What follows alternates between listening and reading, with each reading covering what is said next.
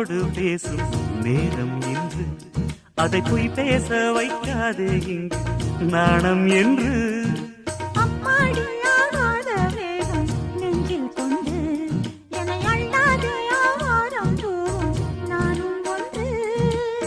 கண் வைத்த பின்னாலே கை வைக்க கூடாதா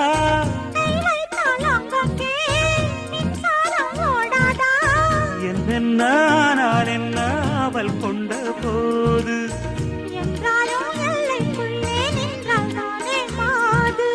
மார் மீதும் தோள் மீதும் சாய்ந்திருக்க